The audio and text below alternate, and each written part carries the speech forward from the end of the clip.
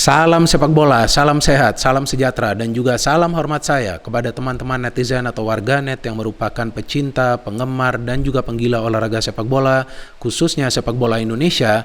Karena di konten terbaru ini, saya ingin memberikan analisa dari pertandingan Timnas Indonesia U19 lawan Meksiko yang berakhir untuk kemenangan Meksiko dengan skor 2-0. Dengan kekalahan ini berarti tim nasional Indonesia U19 harus pulang lebih cepat dari Prancis karena gagal melangkah ke fase selanjutnya dari tulan turnamen tahun ini. Apakah kegagalan dari tim nasional Indonesia U19 ini merupakan sebuah kejutan besar? Kalau bagi saya, kegagalan ini bukan merupakan sebuah kejutan besar karena tim ini baru saja dibentuk beberapa bulan yang lalu. Artinya secara kerjasama tentu para pemain belum bisa menjalin chemistry yang rapi di antara satu sama lainnya secara 100%. Maka itu kita belum bisa melihat konsistensi permainan dari tim nasional Indonesia U19. Faktanya adalah setelah tim nasional Indonesia U19 berhasil mengalahkan Ghana, justru mereka kalah lawan Meksiko tanpa juga bisa menciptakan satu pun peluang ke gawang Meksiko. Nah, statistik ini menegaskan dan membuktikan bahwa memang kerjasama di antara para pemain belum 100%. Seperti yang juga saya jelaskan di konten sebelumnya bahwa walaupun tim nasional Indonesia U19 ini menang lawan Ghana, tapi secara kerjasama belum rapi. Memang secara bertahan lumayanlah mereka menyulitkan para pemain tim lawan dari Venezuela dan juga dari Ghana. Tapi kan dalam urusan membangun serangan itu selalu sulit. Dan di pertandingan terakhir ini yang membingungkan saya, dalam cara bertahan kocar-kacir, dalam upaya counter attack juga tidak terlihat koordinasi yang rapi antar lini. Karena jika ingin membangun counter attack yang rapi, ya perlu ada sinergi yang baik antara lini pertahanan, lini tengah, dan juga lini depan. Karena bola itu tidak bisa langsung diberikan ke lini depan. Perlu ada proses dulu. Karena namanya kan counter attack. Artinya bagi para pemain yang coba untuk membangun counter attack juga, mereka membutuhkan waktu untuk mencari free space. Apakah itu di lini tengah dari tim lawan atau di lini pertahanan tim lawan. Jadi kalau passing itu diberikan secara terburu-buru dari lini pertahanan, tentu passing tersebut bisa diantisipasi oleh para pemain tim lawan. Dan jelas terlihat para pemain dari tim nasional Indonesia U19 di pertandingan terakhir mereka di fase grup tidak bisa bertahan secara baik dan juga tidak bisa menyerang kembali atau menyerang balik ya secara rapi. Itu yang menyebabkan bahwa dari segi peluang, tim nasional Meksiko mendapatkan begitu banyak peluang yang berbahaya. Sedangkan Indonesia tidak bisa menciptakan satu pun tendangan yang berbahaya ke arah gawang Meksiko. Nah, artinya memang kerjasama antar lini belum rapi. Oke lah, itu bisa kita pahami. Karena seperti yang tadi saya katakan, tim ini kan baru beberapa bulan dibentuk. Tapi yang saya bingung, kok permainannya justru keras menjurus kasar? Karena faktanya para pemain dari tim nasional Indonesia U19 ini melakukan begitu banyak pelanggaran di pertandingan terakhir ini, teman-teman. Dan itulah penyebabnya Meksiko bisa mencetak gol dari penalti di pertandingan ini kan, karena ada pelanggaran yang dilakukan oleh Dimas yang sebelumnya juga melakukan pelanggaran di lini tengah dan mendapatkan kartu kuning. Artinya ya secara ketenangan para pemain tim nasional Indonesia U19 tidak bermain seperti di pertandingan-pertandingan sebelumnya. Lawan Venezuela yang saya perhatikan bertahannya baik tapi menyerang baliknya itu lemah. Lawan Ghana bertahannya baik, kemudian bisa melakukan serangan balik sesekali sehingga jumlah peluang lebih banyak daripada di pertandingan sebelumnya lawan Venezuela. Tapi di pertandingan lawan Meksiko, ya saya perlu jujur bahwa para pemain dari tim nasional Indonesia U19 ini bermain lebih sebagai individu daripada secara tim. Ini sangat berbahaya, teman-teman. Karena kita tahu bahwa tim nasional Indonesia U19 ini dipersiapkan untuk Piala Dunia U20 tahun depan. 1 tahun itu akan sangat cepat datang, teman-teman. Artinya para pemain dari tim nasional Indonesia U19 ini perlu menaikkan level kerjasama mereka.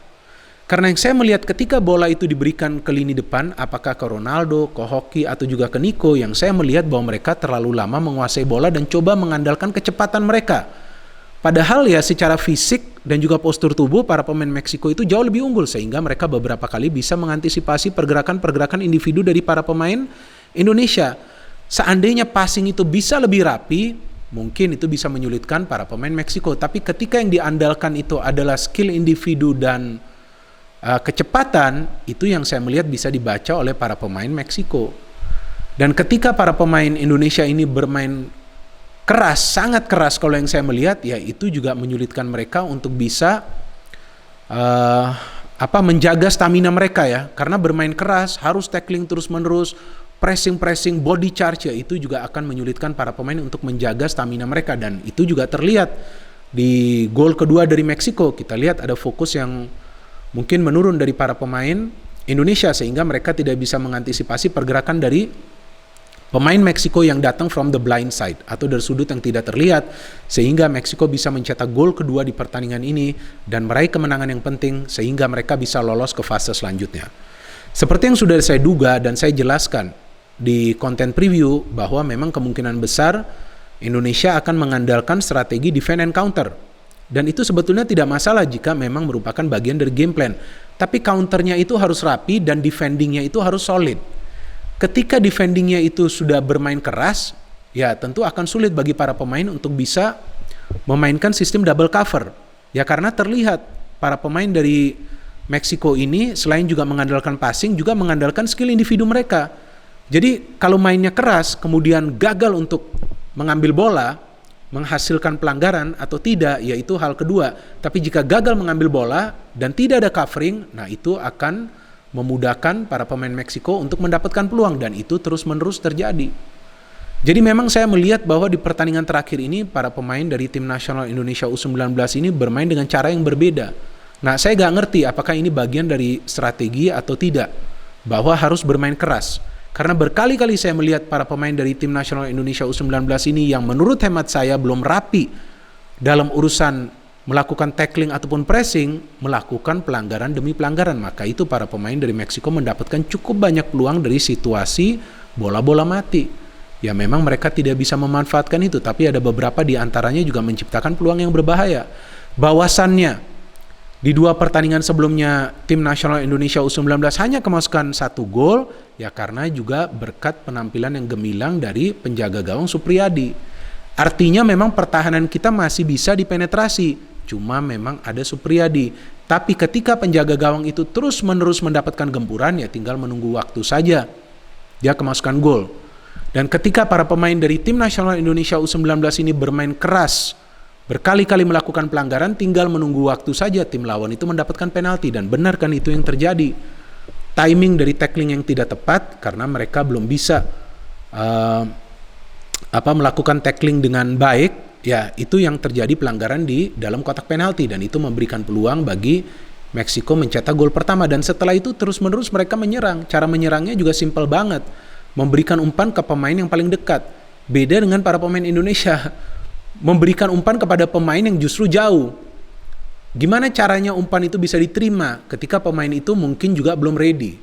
Dan ketika coba untuk memberikan umpan ke pemain yang dekat, nah pemain yang dekat itu sebetulnya sudah dikawal oleh para pemain Meksiko. Artinya apa? Pergerakan tanpa bola dari para pemain Indonesia itu tidak baik, sehingga mereka tidak bisa mendapatkan free space. Memang ini adalah pemain-pemain muda. Ya, mungkin juga ada beberapa di antara teman-teman yang memaklumilah, ini masih pemain-pemain muda. Tapi harus cepat belajar. Harus cepat belajar bermain secara taktis. Karena ya bisa jadi ini yang nanti juga akan merupakan lawan-lawan dari tim nasional Indonesia U19 di Piala Dunia tahun depan. Ya mungkin juga kan lawan Venezuela, lawan Meksiko, lawan Ghana. Ya mungkin juga akan lawan tim-tim ini nanti di Piala Dunia. Artinya pengalaman ini sangat berharga. Dan memang ini turnamen persahabatan. Hasil akhir itu nomor 2, tapi cara permainan yang nomor 1. Kalau cara permainannya seperti ini, gak konsisten, ya ini akan sangat bahaya dan ini perlu cepat dibenahi. Artinya dari Coach Sintayong ya tentulah dia memonitor ya pertandingan-pertandingan ini. Ya dia perlu mengevaluasi apa yang salah. Kalau saya melihatnya sih, para pemain yang pertama terlalu terburu-buru memberikan umpan sehingga umpan itu diberikan kepada pemain yang sebetulnya belum berada dalam free space, dalam free position. Ya itu bisa diantisipasi oleh para pemain tim lawan. Kemudian pada saat mereka mendapatkan bola, mereka coba untuk mengandalkan skill individu dan kecepatan. Berkali-kali itu gagal. Apakah itu dari Ronaldo hoki ataupun dari Niko kan. Teman-teman mungkin juga yang nonton pertandingan ini bisa melihatnya. Secara fisik pun kalah, berkali-kali mereka bisa ditutup pergerakannya. Lini tengah tidak kreatif, tidak ada suplai bola dari tengah. Lini tengah bermain terlalu ke dalam, sampai ke lini pertahanan, ikut bertahan. Mau counter terlambat. Nah artinya nih secara taktis ya para pemain dari tim nasional Indonesia U19 ini perlu belajar lagi. Karena tim yang bisa meraih prestasi itu adalah tim yang bermain secara taktis. Dari taktik pelatih. Artinya konsep dari pelatih itu perlu dipelajarin dan dipahami oleh para pemain. Agar mereka itu main di atas lapangan sebagai suatu kesatuan. Jangan bermain sebagai individu. Ya gimana caranya Ronaldo, Benzema, Messi itu bisa bermain baik dan mencetak banyak gol? Ya karena mereka mendapatkan support dari rekan-rekannya. Bagaimana rekan-rekannya itu memberikan support kepada 3 pemain tersebut? Ya dengan cara mengandalkan passing dan juga movement. Artinya passing dan bergerak. Kalau setelah dipas kemudian pemain ini memaksakan diri dengan skill individu, ya tentu dia akan mengalami deadlock atau jalan buntu. Ya saya berharap bahwa para pemain dari tim nasional Indonesia U19 ini mendapatkan pengalaman yang berharga dari turnamen. Gagal gak masalah, tapi cara permainan perlu diperbaiki. Jangan sampai nanti di Piala Dunia tim nasional Indonesia U19 ini bermain seolah-olah mereka baru belajar bermain bola. Jangan sampai seperti itu. Apalagi kita kan tuan rumah. Ya at least kita harus bisa lolos dari fase grup, meskipun kita belum tahu kita nanti satu grup dengan tim-tim mana. Ya tapi dengan cara permainan seperti ini, ya ini bahaya banget teman-teman. Dan kita juga tidak bisa menyalahkan secara individu. Tapi ini secara tim ini terlihat belum kompak sama sekali. Ya masih ada waktu, semoga bisa kompak. Dan kalau bisa lawan lagi tim-tim yang kuat, gak masalah. Lawan lagi kalau bisa Argentina, Prancis di level junior, agar para pemain ini mendapatkan pengalaman.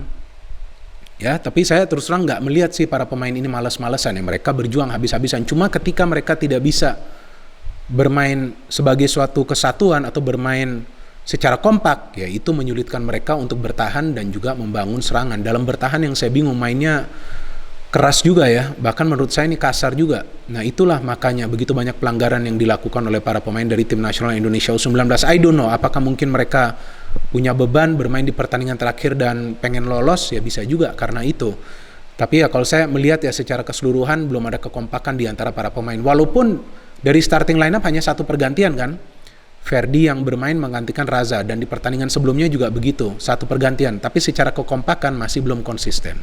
Ya kita tunggu saja nanti bagaimana perkembangan dari tim nasional Indonesia U19 sambil nanti kita menunggu pertandingan-pertandingan dari tim nasional Indonesia senior yang belum main juga, tapi sudah ada berita yang cukup viral yakni tentang Shin Tae-yong yang menyampaikan isi hatinya kepada para pemain setelah mereka latihan. Ya kan? Itu berita yang sekarang viral. Ya kita harapkan berita yang viral ini juga tidak mengganggu persiapan dari tim nasional Indonesia senior, justru memberikan motivasi kepada para pemain agar memberikan yang terbaik bagi tim nasional Indonesia senior. Tidak boleh ada pemain yang bermain bagi tim nasional itu malas-malesan, karena bagi seorang pesepak bola profesional bisa bermain bagi tim nasional adalah sebuah kesuksesan tersendiri, karena itulah yang diincar oleh para pesepak bola profesional agar mereka bisa membela tim nasional dari negara mereka masing-masing. Itu merupakan pencapaian tertinggi bagi mereka karena mereka bisa membela negara. Tentu kita harapkan siapapun pemain yang membela tim nasional itu, apakah di level senior, U23, U19 atau U16, jangan males-malesan. Ya, murah senyum, semangat, dan tentu berpikir secara positif. Dan yang paling terakhir, kompak. Jangan main individu. Sepak bola itu dimainkan 11 lawan 11, bukan 1 lawan 1. No hit, only football. Salam sepak bola.